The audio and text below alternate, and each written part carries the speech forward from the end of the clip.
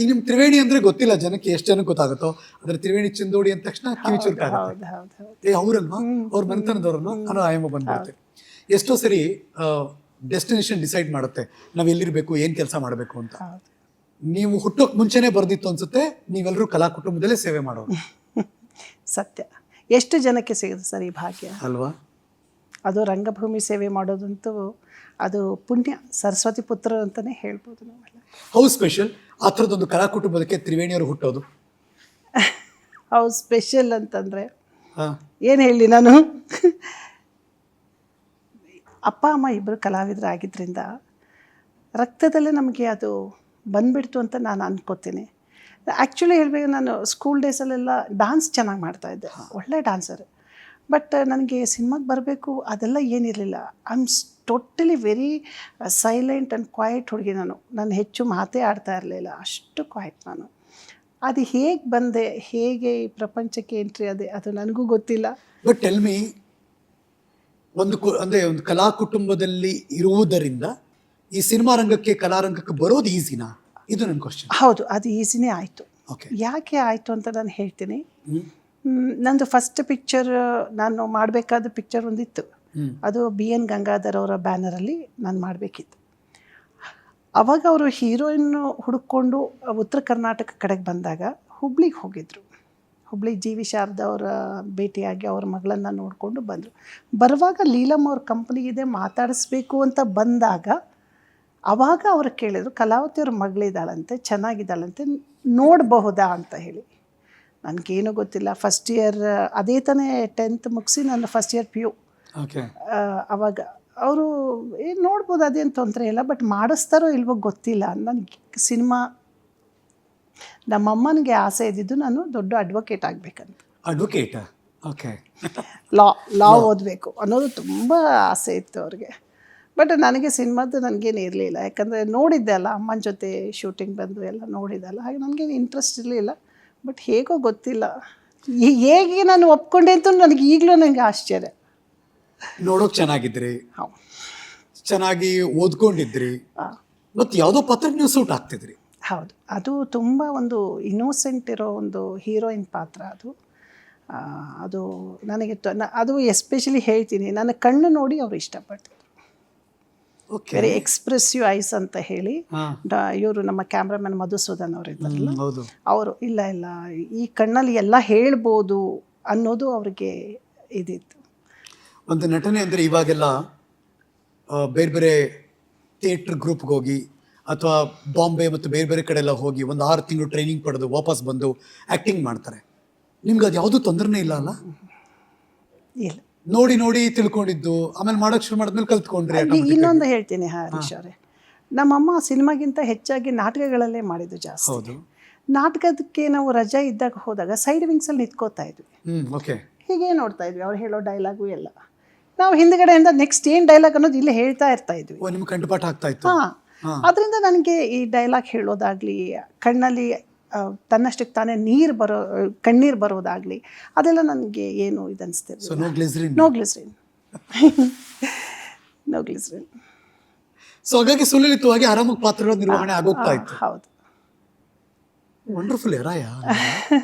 ಆದರೆ ನನಗೆ ಇಂಡಸ್ಟ್ರಿಗೆ ಬಂದಮೇಲೆ ನನಗೆ ಎಲ್ಲೋ ಒಂದು ಯಾವುದೇ ಪಾತ್ರ ಅಂತ ಒಂದು ಕೊರಗಿರ್ತಾ ಇತ್ತು. ಏನಂದರೆ ಇನ್ನೂ ಒಳ್ಳೊಳ್ಳೆ ಪಾತ್ರ ನಂಗೆ ಸಿಗ್ಬೋದಿತ್ತು ಅನ್ನೋ ಒಂದು ಈಗಲೂ ಇದೆ, ಈ ಕ್ಷಣಕ್ಕೂ ಇದೆ.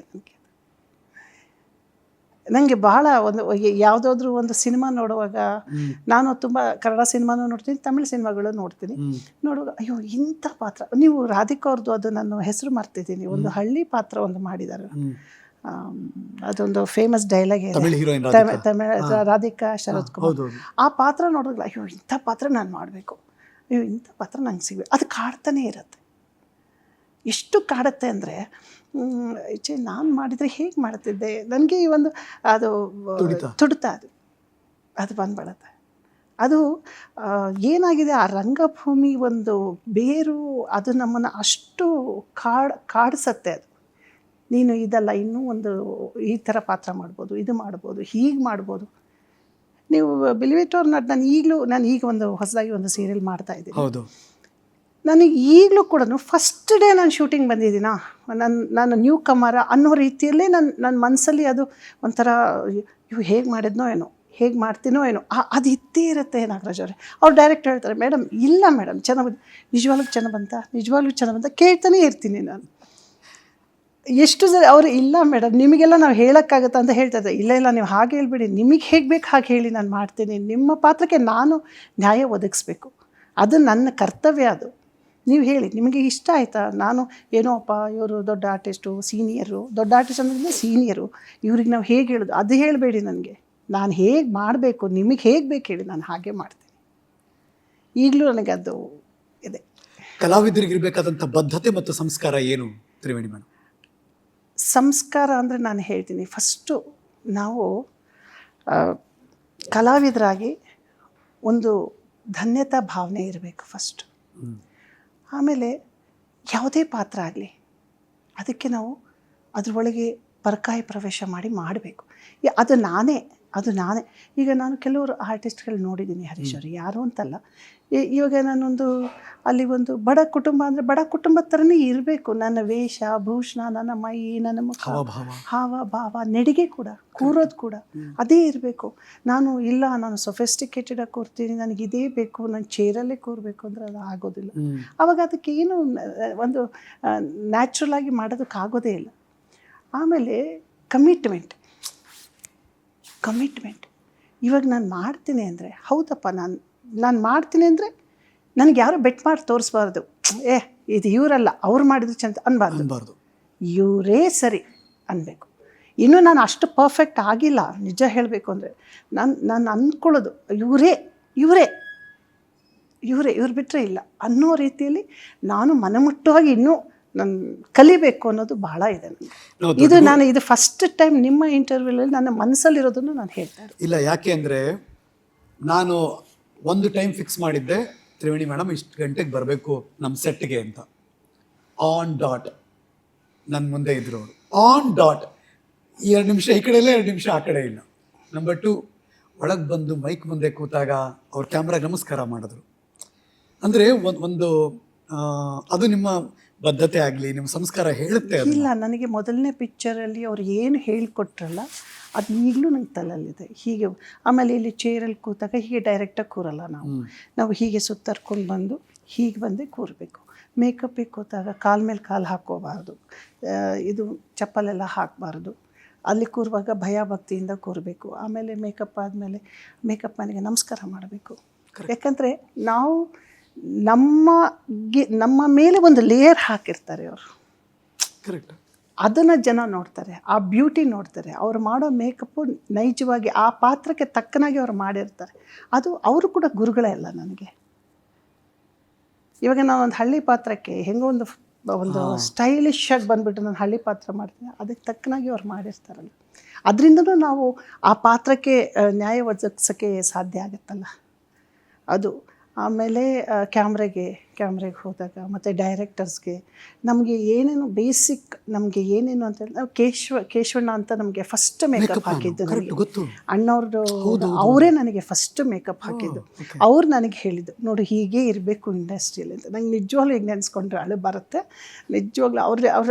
ಅವ್ರು ಹೇಳಿಕೊಟ್ಟದ್ದು, ಅವ್ರು ಹಾಕಿದ ಒಂದು ಇದಿದೆಯಲ್ಲ, ಅದು ಇವತ್ತಿಗೂ ನನಗೆ ಅದಿದೆ, ಇವತ್ತಿಗೂ ಇದೆ. ಅವರು ಹೇಳಿದ್ರು, ಬೊಟ್ಟು ಇಡುವಾಗ ನೋಡು ಇದನ್ನು ನೆನೆಸ್ಕೊ, ನೀನು ಇದು ಪ್ರಾರ್ಥನೆ ಮಾಡ್ಕೊ. ಆಮೇಲೆ ಕ್ಯಾಮ್ರಾಗೆ ಹೋದಾಗ ನೀನು ಬಂದ ತಕ್ಷಣ ಕ್ಯಾಮ್ರಾಗೆ ನಮಸ್ಕಾರ ಮಾಡು, ಹೋಗುವಾಗ ಕ್ಯಾಮ್ರಾಗೆ ನಮಸ್ಕಾರ ಮಾಡು. ಅದು ನಿನ್ನ ತಂದೆ ತಾಯಿ, ಅದೇ ನಿನಗೆ ಊಟ ಕೊಡೋದು. ಅದು ಈಗಲೂ ಇದೆ. ಯಾಕಂದರೆ ಇದೆಲ್ಲ ನಮಗೆ ರಂಗಭೂಮಿಯಲ್ಲೂ ಅದೇ. ನಾವು ಸ್ಟೇಜ್ ಹತ್ತುವಾಗ ನಾವು ಫಸ್ಟ್ ಆ ರಂಗಭೂಮಿ ಮಣ್ಣು ತೊಗೊಂಡು ನಾವು ಹಣೆಗೆ ಹಾಕ್ಕೋತೀವಿ ಭಸ್ಮ ಥರ. ಫಸ್ಟ್ ಸ್ಟೇಜಿಗೆ ಎಂಟ್ರಿ ಆಗುವಾಗ ಅದನ್ನು ಫಸ್ಟ್ ಹಿಂಗೆ ಹಾಕ್ಕೊಂಡೇ ನಾವು ಸ್ಟೇಜ್ ಒಳಗೆ ಹೋಗೋದು. ಅದೆಲ್ಲ ಅಮ್ಮ ಅಪ್ಪ ಎಲ್ಲ ಮಾಡಿದ್ದು ನಾನು ನೋಡಿದ್ದೀನಲ್ಲ, ಹಾಗಾಗಿ ಅದು ಬಂದಿದೆ. ಎಸ್ ಯಪ್ಪ, ನಾನು ನಿಮ್ಮ ಕಣ್ಣಲ್ಲಿ ನೀರು ನೋಡಿದೆ. ನಾನು ಲೈಕ್ ಎಷ್ಟು ಅಂದರೆ ಜೀವನಕ್ಕೆ ಯಾರೋ ಅತ್ಯಮೂಲ್ಯವಾದದನ್ನು ಕೊಟ್ಟಿದ್ದಾರೆ, ಅದನ್ನು ರೂಢಿ ಮಾಡ್ಕೊಂಡಿದ್ದೀನಿ, ಅದು ಇನ್ನೊಬ್ರಿಗೆ ಹೇಳಬೇಕು, ಅವ್ರು ಹೇಳ್ಕೊಟ್ಟಿದ್ದವ್ರಿಗೊಂದು ಥ್ಯಾಂಕ್ಸ್ ಅನ್ನೋದು ಇದೆಯಲ್ಲ, ಅದ್ಭುತ ಅದು. ಇಲ್ಲ ಹರೀಶ್ ಅವರು, ಈಗಲೂ ಕೂಡ ನಾನು ಯಂಗ್ಸ್ಟರ್ಸ್ ಬಂದ್ರೂ ಅವರು ಆ ಥರ ಮಾಡ್ತಾಯಿದ್ರೆ ಎಲ್ಲೋ ಒಂದು ಕಡೆ ನನ್ನ ಮನಸ್ಸಿಗೆ ಇದಾಗ್ತಾ ಇರುತ್ತೆ. ಕೆಲವ್ರು ಕೇಳೋರಿದ್ರೆ ಹೇಳಿಬಿಡ್ತೀನಿ, ಬೇಡ ಪುಟ್ಟ ಹಿಂಗೆ ಮಾಡಬಾರ್ದು ಅಂತೇಳಿ. ಇನ್ನು ಕೆಲವರು ಏನು ಅನ್ನೋ ಥರ ಇದ್ದಾಗ ಅವರಿಷ್ಟ ಅಂತ ಸುಮ್ಮನಾಗ್ಬಿಡ್ತೀನಿ. ಅವ್ರಿಗೂ ನಾನು ಮನಸ್ಸು ನೋಯಿಸಬಾರ್ದಲ್ಲ. ಹಾಗಾಗಿ ಬಟ್ ನನಗೆ ಅದು ಅಮ್ಮ ಫಸ್ಟ್ ನನಗೆ ಶಿಸ್ತು ಅಂತ ಕಲಿಸಿದ್ದು ಅಮ್ಮ ವೆರಿ ಸ್ಟ್ರಿಕ್ಟ್ ಅಮ್ಮ. ಆಮೇಲೆ ಚಿತ್ರರಂಗಕ್ಕೆ ಬಂದಮೇಲೆ ಒಂದೊಂದೇ, ಆಮೇಲೆ ನನ್ನ ಗುರುಗಳು ನಾಗಾಭರಣ ಅವರಿಂದ ತುಂಬ ಕಲಿತೆ. TS ನಾಗಾಭರಣ ಅವರು ನನ್ನ ಗುರುಗಳು. ಇವತ್ತಿಗೂ ನಾನು ಏನಾದರೂ ಒಂಚೂರು ಕಲೆ, ಒಂದು ಆ್ಯಕ್ಟಿಂಗ್ ಅಂತ ಬಂದಿರಬೇಕಾದ್ರೆ ಅವರಿಂದನೇ. ಹೆಂಗದು? ಇಲ್ಲ, ನನಗೆ ಆಸ್ಪೋಟ ಅನ್ನೋ ಒಂದು ಸಿನಿಮಾದಲ್ಲಿ ನಾನು ಅವರು ಹೀರೋಯಿನ್ ಆಗಿ ಮಾಡಿದ್ದು ಒಂದೇ ಸಿನಿಮಾ ಅವ್ರ ಜೊತೆ. ಇಲ್ಲ, ನಂದು ಮೊದಲನೇ ಫಿಲ್ಮ್ ಬ್ರಹ್ಮಾಸ್ತ್ರ. ಅಲ್ಲಿ ನಾನು ಹೆಚ್ಚು ಕಲೀಲಿಕ್ಕೆ ಯಾಕೆ ಸಾಧ್ಯ ಆಗಲಿಲ್ಲ ಅಂದರೆ, ನನಗೆ ಪೆರಲ್ಲ ಅಂತ ಒಬ್ಬರು ಡೈರೆಕ್ಟರ್, ಅವರು ತೆಲುಗುನವರು. ನನಗೆ ತೆಲುಗು ಬರ್ತಾ ಇದ್ದಿಲ್ಲ. ಅವ್ರು ಏನು ಹೇಳ್ತಾರೋ ಅಷ್ಟು ಮಾಡ್ತಾ ಇದ್ದೆ. ಬಟ್ ಅಂಬರೀಷ್ ಸರ್ ಅವರೆಲ್ಲ ನನಗೆ ತುಂಬ ಎನ್ಕರೇಜ್ ಮಾಡಿದ್ರು. ಅಷ್ಟೇ, ಅದು ಕೂಡ ನಂಗೆ ಅರ್ಥ ಆಗ್ತಾ ಇರಲಿಲ್ಲ. ಆವಾಗ ನನಗೆ ಅಲ್ಲಿ ಇವರಿದ್ರಪ್ಪ ಅಸೋಸಿಯೇಟ್, ನಾನು ಮರ್ತುಬಿಟ್ಟು, ರಾಜೇಂದ್ರನ ಯಾರೋ ಇದ್ದರು, ಅವ್ರು ಹೇಳ್ಕೊಡೋರು. ಆಮೇಲೆ ವಜ್ರಮಣಿ ಅಂಕಲ್ ಹೇಳ್ಕೊಡೋರು. ಹಾಗಾಗಿ ನನಗೆ ಅದು ಅಷ್ಟು ಇದಿಲ್ಲ. ಬಟ್ ನಾನು ಯಾವಾಗ ಆಸ್ಪೋಟ ಸಿನಿಮಾದಲ್ಲಿ ಮಾಡಿದ್ನಲ್ಲ, ಎಷ್ಟು ಚೆಂದ ಹೇಳ್ಕೊಟ್ರು ನನಗೆ, ಹೇಗೆ ಏನು ಯಾವ ಥರ ನಾವು ಇನ್ವಾಲ್ವ್ ಆಗಬೇಕು. ನನಗೆ ಇವತ್ತಿಗೂ ಏನಾದರೂ ನಾನು ಇದಾಗಬೇಕಾದ್ರೆ ಅವರಿಗೆ ನಾನು ಗೌರವ ಸಲ್ಲಿಸೋದು. ಯಾಕೆಂದರೆ ಇಷ್ಟ ಆಗಿರಬೇಕಾದ್ರೆ ಅವರಿಂದ. ಸರಿ, ಟೆಲಸ್, ನೀವು ಎಂಟ್ರಿ ಕೊಟ್ಟಾಗ ಬ್ರಹ್ಮಾಸ್ತ್ರ ಸಿನಿಮಾದ ನಟಿಯಾಗಿ ಎಂಟ್ರಿ ಕೊಟ್ರಿ. ಆ ಕಾಲಘಟ್ಟದಲ್ಲಿ ಆಗಾಗಲೇ ಒಂದಷ್ಟು ಜನ ನಟಿಯರು ಟ್ರೆಂಡಿಂಗ್ ಅಲ್ಲಿ ಇದ್ರು, ನಟಿಯರು ಟ್ರೆಂಡಿಂಗ್ ಅಲ್ಲಿ ಇದ್ರು, ಆದ್ರೆ ಕನ್ನಡ ನಟಿಯರಲ್ಲ. ಅದಕ್ಕೆ ಬಂದೆ ಈಗ.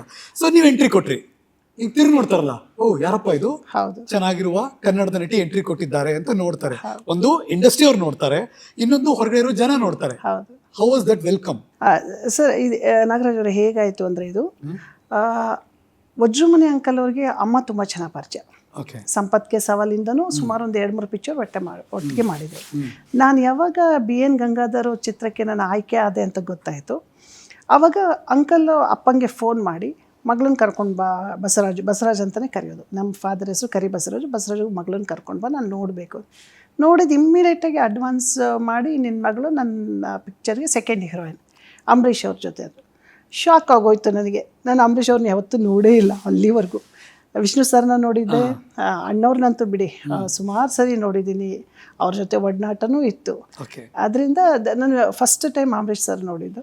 ಸ್ವಲ್ಪ ಆವಾಗ ನನಗೆ ಅಂಬರೀಷ್ ಅವ್ರು ನೋಡಿದಾಗ ಸ್ವಲ್ಪ ಹೆದರಿಕೆ ಆಯಿತು ಅನ್ನೋದು ಬಿಟ್ಟರೆ, ನಿಜವಾಗ್ಲೂ ಅವರು ಫಸ್ಟ್ ಶಾಟ್ ಏನು ಗೊತ್ತಾ, ನೀವು ಇಮ್ಯಾಜ್ ಮಾಡ್ಕೊಳ್ಳಿ, ಅಂಬರೀಷ್ ಅವರು ಆಯಿತು, ಅವ್ರ ಕಣ್ಣು ಆಯಿತು, ಫಸ್ಟ್ ಶಾಟು ಅವ್ರು ನನ್ನ ಅಪ್ಕೊಂಡು ಮುತ್ತು ಕೊಡಬೇಕು.